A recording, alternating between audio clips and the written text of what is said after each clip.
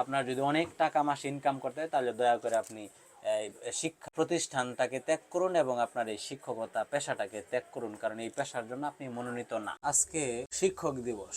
শিক্ষকতা পেশাটা আসলে কি জিনিস এটা অধিকাংশ শিক্ষক নিজেই জানে। আজকে সকালে ঘুম থেকে ওঠার পরে মোট 5টা প্রতিষ্ঠান থেকে আমার মোবাইলে SMS আসছে আজকে শিক্ষক দিবসের শুভেচ্ছা জানাইছে। এই মেসেজটা পাওয়ার পরেই আমার কাছে মনে হয়েছে আমি কোনো একদিন শিক্ষকতার সাথে জড়িত ছিলাম, যদিও আনফরচুনেটলি ছিলাম, কারণ আমার মতোই আমাদের এই দেশের বিভিন্ন জায়গায় বিভিন্ন প্রতিষ্ঠানে যারা শিক্ষকতা করতেছেন ভদ্র মহোদয় এবং মহোদয়গণ, তাদের অনেকেই শিক্ষকতাটা পেশা হিসেবে নিছে গত্যন্তর না পাইয়া, মানে অন্য কোনো একটা ভালো জায়গায় না যাইতে পারার পরে উনি শিক্ষক হিসেবে নিজেকে অন্তর্ভুক্ত করছেন। By the grace of almighty উনি শিক্ষক হয়েছেন। এই হওয়ার কারণে উনি নিজে কি সেটা তিনি ভুলে গেছেন। ওনার কাছে শিক্ষকতা পেশাটা হইতেছে একটা ছোট পেশা এবং এই পেশার মানুষের টাকা থাকবে না, এই পেশার মানুষ নিগৃহীত হবে, অবহেলিত হবে, কারণ উনি দেখে আসছেন ওনার যারা শিক্ষক ছিলেন তাদের টাকা ছিল না, তারা একটা ওই বড় ডান্ডাওয়ালা ছাতা হাতে নিয়ে, একটা চশমা হাতে নিয়ে, একটা কলম থাকতো। যে সকল শিক্ষক একই পোশাক বারবার পরে আসতেন, আদর্শ শিক্ষক যাদেরকে আমরা ধরি বা জানি, তো তাদেরকে কল্পনা করে উনি আর ওই গণ্ডিতে থাকতে চান না। উনি প্রতিষ্ঠানে আসার পরে বিভিন্ন জায়গায় দুর্নীতি করতে চান, বিভিন্ন জনের পা চাটেন, লম্বা জিহ্বা বের করে বিভিন্ন প্রধানদেরকে পা চাটেন, উপজেলা প্রশাসন বা সরকারি বিভিন্ন কর্মকর্তা অথবা রাজনৈতিক ব্যক্তিদের দালালি করেন। শিক্ষকতাটাকে জাস্ট একটা ট্যাগ হিসেবে উনি গ্রহণ করেন। এই ধরনের যারা আছেন তাদের বিষয়ে কোনো কথা নেই। আজকে মহান শিক্ষক দিবস।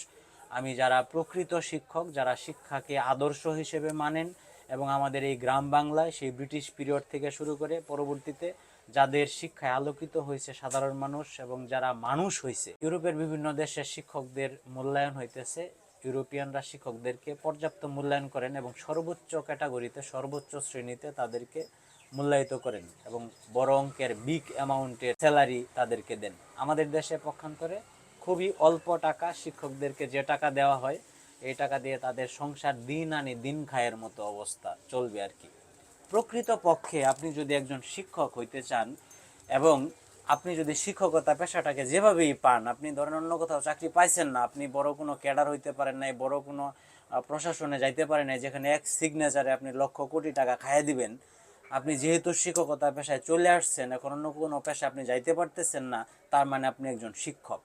এখন শিক্ষক আপনি আগে মায়ের পেট থেকে জন্ম নিয়ে শিক্ষক হন নাই, আপনি যেহেতু পরবর্তীতে শিক্ষক হইছেন, সেক্ষেত্রে আপনার কাছে একটা করজোরে নিবেদন থাকবে যে আপনি শিক্ষকতা পেশাটা কি সেটা আগে বুঝেন এবং আপনি হরপ্রসাদ শাস্ত্রীর যে তৈল নামক যে একখান প্রবন্ধ আছে সেই প্রবন্ধটা পড়েন, পড়ার পরে এই তৈলটাকে আপনি ঘৃণা করেন। হ্যাঁ, তৈল মর্দন বিভিন্ন জায়গায় বা আপনার যে বিভিন্নভাবে অবৈধভাবে টাকা উপার্জন করতে হবে, খাইতে হবে, এই ধারণাটাকে যদি আপনি পাল্টায় ফেলতে পারেন, আপনি যদি শিক্ষার্থীদেরকে একটা আদর্শ শিক্ষা দিতে চান, তবে আপনাকে একজন আদর্শ শিক্ষক হইতে হবে আগে। আমার অনেক শিক্ষক আদর্শ শিক্ষক আছেন, আমার শিক্ষা গুরু, যদিও পরবর্তীতে তারা তাদের স্থান ত্যাগ করছেন বা চ্যুত হয়েছেন। একজন শিক্ষক চিরকালের শিক্ষক, আমার কাছে পূজনীয় শিক্ষক, আমার যারা শ্রদ্ধেয় শিক্ষক ছিলেন, আমি অনেক শিক্ষককে পাইছি যারা আদর্শ শিক্ষক। আদর্শ শিক্ষক হইতে গেলে আপনাকে সর্বপ্রথম হইতে হবে সৎ, আর সততার কোনো গুণ নাই। সৎ আপনি যদি হইলেন তাহলে আপনার পাছার চামড়া চলে যাবে, কিন্তু সততার একটা গুণ, সেই গুণটা হইতেছে আপনার সিনা আছে না, বুক, এই সিনাটা থাকবে উহুদ পাহাড়ের মতন। উহুদ পাহাড় তো আমরা সবাই চিনি, দেখছি না, কিন্তু এভারেস্টের মতো থাকবে, হিমালয়ের মতো থাকবে আপনার সিনাটা। কেন? কারণ আপনি সৎ।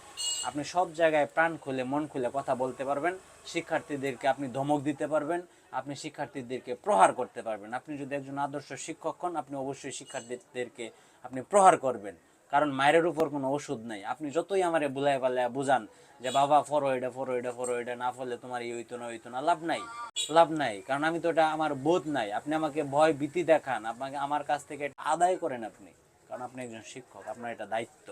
আমি যদি অমানুষ হই এটার দায়ভারও আপনার, আর আমি যদি মানুষ হই তাহলে এটা সম্পূর্ণ কৃতিত্ব আপনার। আপনি একজন শিক্ষক, একজন শিক্ষককে আপাদমস্তক শিক্ষক হইতে হয়, কিন্তু পৃথিবীর অন্য কোনো পেশায় আপাদমস্তক ওইটা হইতে হয় না। আপনি বড় কর্মকর্তা হন, আপনাকে আপাদমস্তক কর্মকর্তা হইতে হবে না, কিন্তু অনলি শিক্ষককেই আপাদমস্তক শিক্ষক হইতে হয়। নখের ডগা থেকে শুরু করে চুলের ডগা পর্যন্ত আপনাকে শিক্ষক হইতে হবে। তার মানে এই না যে আপনি চুল ছোট করলে আপনি শিক্ষক হয়ে যাবেন বা চুল বড় করলে আপনি গাঞ্জাখোর হয়ে গেলেন, এরকম না বিষয়টা। শিক্ষক আপনার আদর্শ থাকতে হবে, আপনার ভিতরে ন্যায় থাকতে হবে, এবং শিক্ষার্থী যেন মানুষ হয়, প্রকৃত মানুষ হয়, এবং শিক্ষাটাকে যেন উপলব্ধি করতে পারে। তার ভিতরে যে অজস্র চোখ আছে সেই চোখগুলা যেন খুলে যায়, আপনি যেন শিক্ষার্থীর দুয়ার খুলে দিতে পারেন সম্ভাবনার। সেটা যদি আপনি করতে পারেন তবে আপনি একজন প্রকৃত শিক্ষক হবেন। আমার দৃষ্টিতে বর্তমানে এই 2024 সালে আমাদের দেশে হিউজ পরিমাণে শিক্ষকতা পেশার সাথে যুক্ত হয়েছেন আদর্শ শিক্ষক, যারা প্রকৃত শিক্ষায় শিক্ষিত হয়েছেন বিশ্ববিদ্যালয়ে। আমার দেখা অনেকেই আছেন শিক্ষকতার সাথে যুক্ত আছেন, এবং এখানে অনেকে আদর্শ শিক্ষক হয়ে গেছেন অলরেডি। আমি অনেকের নাম বলতে পারবো যারা আদর্শ শিক্ষক, যাদের জীবনে কোনো স্পট থাকবে না, স্পট নাই। মানে পূর্বে আপনার কি আছে না আছে ওটা ওটা ব্যাপার না, কিন্তু আপনি যখন একটা প্রতিষ্ঠানে শিক্ষকতার সাথে যুক্ত হবেন তখন আপনার কোনো দুর্নীতি করা যাবে না। তখন আপনি শিক্ষাকে শিক্ষা হিসেবেই দিতে হবে। শিক্ষা, আপনি একজন পূজনীয় ব্যক্তি সেটা ধরে নেবেন। আপনি ওই যে পোলাপানে ক্লাসে পড়াইলেন না, পরে আহিস প্রাইভেট পড়লে নাম্বার বেশি দিবেন, এই ধরনের কাজ করলে তো আপনি জুতার বাড়ি খাবেন। তখন তো আপনাকে অপমান করলে আপনার শিক্ষার্থী যদি আপনাদেরকে, আপনার ছাত্র যদি আপনার জুতা দেও বাড়ি মারে, আপনি কিছু বলতে পারবেন না। কারণ আমি যখন একজন শিক্ষক, আমি যখন আমার শিক্ষার্থীকে একটা শিক্ষা দেব, আমার শিক্ষার্থী যদি সেই শিক্ষায় আলোকিত হইয়া আমারে রাস্তায় আটকায় বা আমারে মারে, আমাকে প্রহার করে, আমাকে অপমান করে, তার মানে আমার ভিতরে দোষ আছে। এই দায়ভার আমার, এটা আমাকেই নিতে হবে। প্রত্যেকটা মানুষ তার কর্মফল ভোগ করবে, কর্মফলের জন্য প্রস্তুত থাকে প্রত্যেক মানুষ, এবং এই দুনিয়া তাকে এটা ভোগ করাবে। তো এই বিশ্বাস যদি আপনার ভিতরে থাকে, এটা হচ্ছে প্রকৃতির নিয়ম, তো এই বিশ্বাস যদি আপনার ভিতরে থাকে তবে আপনি অবশ্যই আপনার শিক্ষার্থীদেরকে প্রকৃত শিক্ষা দিন।